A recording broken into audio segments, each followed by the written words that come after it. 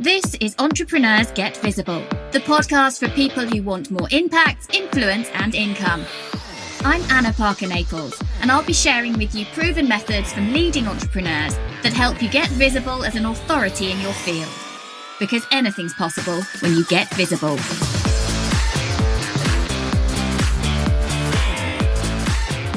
Hey everybody, and welcome back to Entrepreneurs Get Visible. Now today I am bringing someone to you to speak with you about how you can earn your credibility to get featured in the press. And we're going to be talking about why this is slightly different to pitching and why you might want to be able to do both elements in terms of getting press and PR. Now this lady, when we were first in contact, I looked at her website, she looked at my website, and the messaging was so clear and so similar to what we talk about here in terms of visibility, in terms of the message, that actually it's all part of the same puzzle. It's not just one thing. It's not just your social media presence. It's not just PR. It's not just your lead magnets. It's not just having a book, it's the whole package. So I am really excited to bring to you today Jane Tabachnick, who is founder of Simply Good Press. And she is a content and PR strategist, and she helps authors to get their books out into the world. So welcome to the show, Jane. It's lovely to have you here. Thank you. I'm so excited to be here. So we are talking really about visibility and why this then enables you to get earned media. And I'd love for you to explain what those two terms mean for you. What does visibility mean to you, and why are you passionate about that? Why is it such a great fit to speak to my audience? And also, why earned media? What do we mean by that? Yeah, great. So visibility is being visible. I know your audience is talented and they are looking to serve people, make a difference in the world, and share the great work that they do. But if they're not visible, no one is going to find them or know about the work they do. So you can't have a business if you're not visible. And I'm not saying a one size fits all. You've got to be doing Facebook Lives or this or that. I mean, there are many different flavors of visibility, but you need to be visible to your ideal audience, or you really don't have a business. You probably have a hobby. So it's really important to do that on an ongoing basis. Yeah, you can't let it go when you feel like, oh, my roster is full. That's me done. I'm now going to hide for 6 months and just enjoy my clients. This is an ongoing process. Exactly. And you had such a good episode recently about when you don't feel like doing it, when you don't feel like being visible, and how to push yourself, and just the need for consistency. And I struggle with it. I wouldn't suggest otherwise. I think everyone does, but it's really important. So now with earned media, there's a model around visibility called PESO, which stands for paid, earned, owned, and shared. So what I really want to talk about today is mostly the owned and the earned. So owned media is anything you own, your website. It could be your Facebook page. It could be your blog. Anything like that you have pretty much total control over the content. We know Facebook has algorithms, so you're on their platform and they do their thing, but you basically control what you post, when you post. But earned media is media or content that you've earned. So it could be that you're written about in a publication. You've become credible enough, and you've earned the privilege. You've earned your stripes. You've put in the work. You've raised your profile. You've been seen. You've been heard. And those opportunities are coming to you. Sometimes they're coming to you. Sometimes you're pitching to get those. But because of some of the credibility you've built up, and the fact that your digital footprint shows some of that credibility, the media will say, oh, this person is credible. They've got a story. They've got some value that they've got something to share with my audience that my audience will find valuable. And that's important, isn't it? Because you've always got to go back to who you're reaching and what they need to hear. That is how you earn credibility. You've got to be talking about the thing that you do over and over and over in as many different places as you can. Yes, the shift, though, I think, and this is an important but subtle kind of mindset shift when you're going after the earned media, you really need to put on the thinking cap of what's in it for them. So you may know what they need to hear, but when you were to pitch the media or talk to them about what you do, you've got to present it in what's in it for them, what the audience is going to get out of it. You may want to be featured in the media. That's great. And that's certainly a goal that I encourage everyone to have. But the thing is that the media doesn't care that you want to be in their publication. What they care about is what value you're bringing to their audience. What kind of story do you have? And that's what they want. They want the story. That's not necessarily something that is directly obvious in terms of your business. Exactly. And sometimes we're too in our own weeds to see the story. So sometimes we need to ask our clients. They're a great resource for us of giving us feedback on what they think we do, perhaps a story of how they help them, which can be shared not in a promotional way, but just shared so that you can help the reader, viewer, listener understand what you do, what problems you solve, and how you solve them, not in a technical way, because no one wants to hear all the technical aspects of what you do. They just want to know the results. We want to hear the transformation. We want to hear the rags to riches story. And this is something actually a number of my friends have experienced recently. So a member of the press they've massively raised their profile. A member of the press has got in contact with them. But what they actually want is to hear from one of their clients so that when they write an article, they're able to really take that rags to riches story about the result that the expert has taken a person on. And that's a really great way to get positioned, allowing your clients to have a voice in the media, and you're positioned kind of above and beyond them. Exactly. There's a woman named Anne Handley who is a content marketing expert. She's written one of the popular books on the topic. I think it was a New York Times bestseller. And she says, make the customer the hero of your story. Of course, you may want to get permission from your customer or client, but telling the success through the transformation they had is really powerful. And it adds another level of credibility. It's not just theory. This is what actually happened. This is a success that you achieved. So there's something interesting there.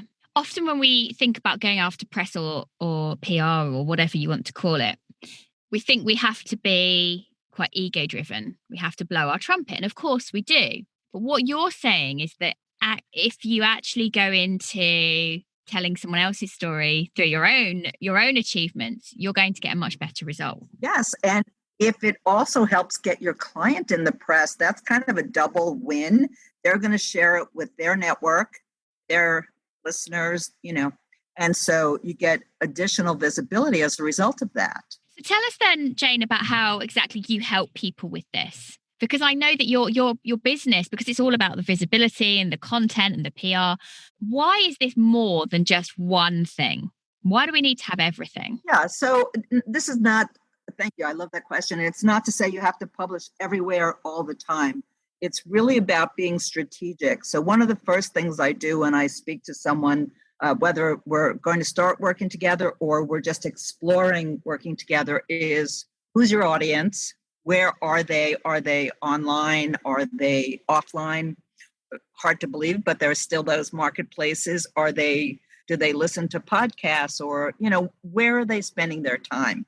What's important to them? And sometimes people don't know. And that's a great place for them to start, find out this information. And you can just interview some of your ideal clients to find that out, or there are other tools you can use, but you want to be strategic. And as I like to say, you want to fish in the right pond. So it can be a small platform that you're on, but if all of your ideal audience is there, that's the place to be. So someone may say you have to be on Twitter or you have to be here, and it may not be the place for your audience. So it's important to know that, because we all have a finite amount of time and resources. And even if you have a big budget, you can spread yourself too thin. And if it's not a place where your audience is, you're kind of throwing away money. So you want that return on time and investment of being there. So first we have to find out where the audience is, and then figure out what kind of platforms or content formats you enjoy. Maybe you don't want to be on video. And I want to say this because this, I think, is important. So I meet a lot of people who don't want to be on video, or they don't want to be on audio. They don't like the way they look, the way they sound. There are things that you can do. And I think you actually shared this about the skin. So I like to explore the reasoning behind that. If you just aren't comfortable, but a little practice could get you there, then get the practice or get the support and do it. But if you really have some mindset issues or some phobias around it, maybe it's not the platform for you, but don't just write it off. And I want to share a quick story. So I started a micro podcast last year, an Alexa flash briefing. It's a 2 to 3 minute audio, like a small podcast. And when I started recording it and played it back and was doing a little bit of editing, I noticed there were some gaps in my speech, and it had to do with my breath not being appropriate, because the way you breathe affects the way you speak. And if you talk to actors, they know, singers, they're all about this. So I actually hired a speech coach. She was a theatrical voice coach to help me with this so that I could improve upon it. And so I didn't start thinking as I was about to do my micro podcast, oh my God, I hate the way my voice sounds. I wonder if people notice this. It just eliminated all of that. Could my voice be better? Probably. But there are little things like that we can do that we don't always think of that can help us get to the place where we're comfortable using a medium. So I think that's interesting what you're saying there. There's always whenever you have a block or a resistance to doing something in terms of getting yourself out there, there's something that sits behind it. And it's either a skill or something that you can polish up, or there's some deep mindset work. And I'm actually going to use this as a really nice little segue, because today in the podcast agency, we have released a very, very good old friend of mine who's been on the show twice now. We released today the Voice Coach podcast, and she's one of the world's leading experts on exactly this. How can you make sure your voice is at its fullest so that you give the best presentation? Because all of us are having to use voice now to get our message out there. It's the hidden world of visibility. So go check out the Voice Coach podcast with previous guest of mine, Nick Redman. So Jane, that was just a nice little segue there. I love that. I never quite know what's coming up on these shows. I want to ask you then, do you think that there is any bad press? Well, there can be. There can be bad press. So if a company has something, like a big corporation has something really negative happen, I remember the Honest Company had some sunblock. They make products, natural products for babies, and babies were getting burned using their sunblock. That's pretty bad. But they've got a legal team to handle that. They've got a crisis PR team to help them with that. None of us want that to happen. So from that point of view, negative press could put a company out of business. I don't want to scare anybody. That's really a drastic situation. For the most part, all press is good press. I think so. I think on the whole, unless there has been that dreadful catastrophe, the fact that you're featured in the media at all elevates your status. Yes, exactly. And it shows up in the search engines, which is a really good thing because it adds that third-party credibility. You're then associated with the brand, whatever that media brand is, whether it's the Daily Mail. I don't know. Is that a good paper to cite for your UK audience? No. It's normally one no one wants to be associated with. They're very well known actually in the UK for slightly screwing over female entrepreneurs and women in business and not presenting us in a good light at all. I know many friends who've been stung by the Daily Mail, but they have a huge readership. But a lot of people boycott that paper. But you're right. So any associations you can get in the press, they help. They all help. And it's not just getting one, it's getting repeated featured media. Exactly. And people around you notice that. Yes. And what I wanted to say about that, you can piggyback the media on the media you've gotten. So if you're pitching a podcast or a publication, you can tell them, I was featured in this publication. And the reason you want to do that, because the media needs to vet you. So people, I think, don't always know this, but the media will check you out. If you say you're an expert in bird watching, they'll Google you. They may Google who's a top bird watching expert, because they do not want to present you as that. And then it turns out you're really not. And so it's important that they vet you and that you've got the credibility. And it doesn't matter if you're just starting out in business, you can still be a credible expert in something. So it's not that you've got to have a PhD and 25 years in business, but if you get some press, share it with the media, because it will show that you're credible, but also they'll know from that you know how to work with the media. And that's important to them. Having those things in place is really important. Things like a media kit, knowing what your bio is, a short bio, a long bio, having the images ready. And that's why working with a PR expert really comes into its own, because you often can't see the story. and a PR expert like yourself understands actually what a journalist is looking for. Yes, exactly. And what I also wanted to say about piggybacking on the media, a lot of people immediately think about like big press, like going for the dream publication or the lust list, as some people call it. But I encourage people not to ignore local media or smaller outlets or smaller podcasts. Use them to get some credibility, get some following, put them in your media room online or in your media kit so you have something if you're just starting out. And you can piggyback on that, then you get into a bigger outlet and a bigger outlet. So don't ignore the smaller or maybe a podcast just starting out unless you're very experienced and, you have lots They of can other. be like gold dust if they're speaking to the right people. We say that all the time. So Yes. Jane, I'm curious then. I'm going to ask you, what's the piece of media that you need to be most focused on personally right now for you? Oh, such a good question. Well, right now I'm really focused on podcasts and Clubhouse. Oh my goodness. I've made thousands and thousands and thousands of pounds on Clubhouse just today. I was on there for 20 minutes this morning. I think I spoke for about 4 minutes. So that's crazy. It really is the place to be for people to hear your voice. It's so important. And it's not just voice, but it's a flavor of story. And that's really what we're doing with all of the media, earned media, created media. That's what content is. That is us becoming our own media machine, our own content creation machine.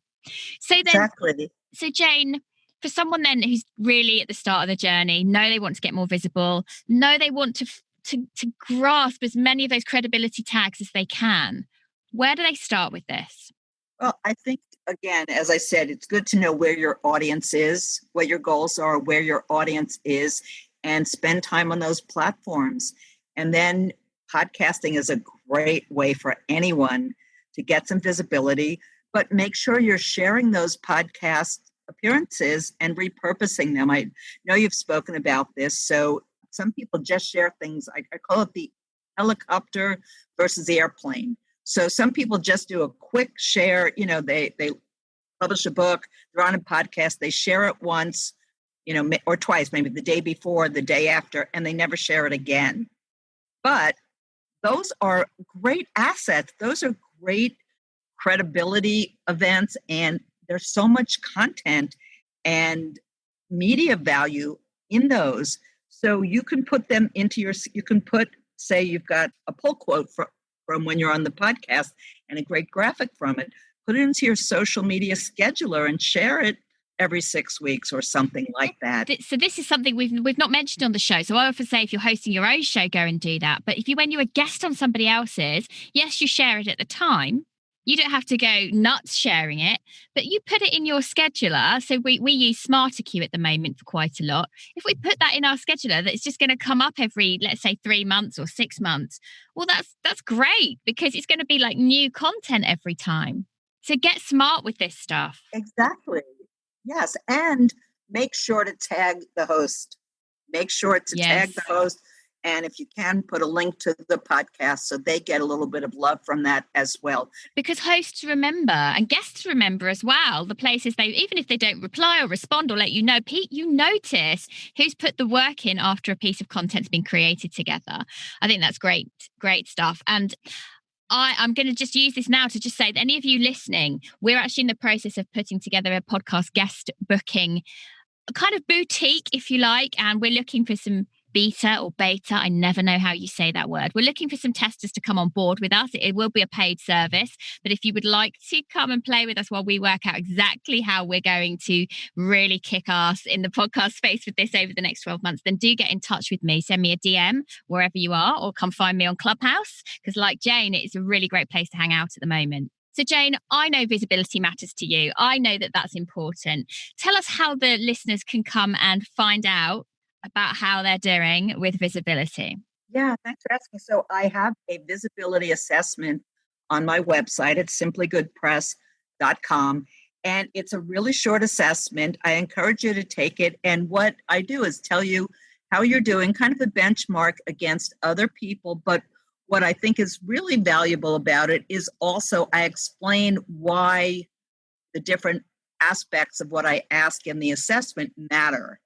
And so it's like a mini education on visibility for you, with then some suggestions about what you can do on your own. There are so many ways that you can, bit by bit, slowly by slowly, really start to boost your profile and raise your presence. Exactly. So thank you so much for joining us today, Jane. It's been great to talk to you. And if anyone wants to reach out to Jane, go find her. All her links are going to be in the show notes. But that's what we wanted to talk today, was about how to earn your credibility to be featured in the media. So Jane, if you had one final takeaway on that, what would it be?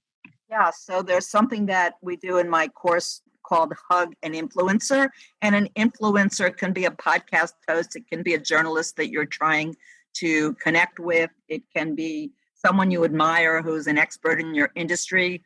Go and like something that they posted. Make a comment, share it, repost it, because even experts, all of us will post content and then we don't hear any feedback. We all like the feedback, and we notice who has over a short period of time consistently commented, shared, liked, engaged, recommended. You remember that stuff. Exactly. So it's a win-win. You get on their radar, you're providing value to them, and then if you go to pitch them to be on their podcast or for them to write about you, they already know who you are and they appreciate that you've already been giving and supporting them. It's not just going in and asking coldly. Yeah, so it's really a great way to go. And it's fun. You'll find it's such a great fun. And that's how you develop relationships. That's how you Yes. develop relationships. And that's so important. We've talked, actually, I can't remember if it's before or after this episode, I've been talking the last few days with guests about strategic alliances. They can be formed just by reaching out and liking someone's material in the first instance. You don't have to go all guns blazing and jump in feet first. It's so true. Well, thank you so much for joining me on the show today, Jane. And anyone who's listening, go check out Jane, go check out her assessment, and tune in very soon to Entrepreneurs Get Visible. Thank you for listening to Entrepreneurs Get Visible.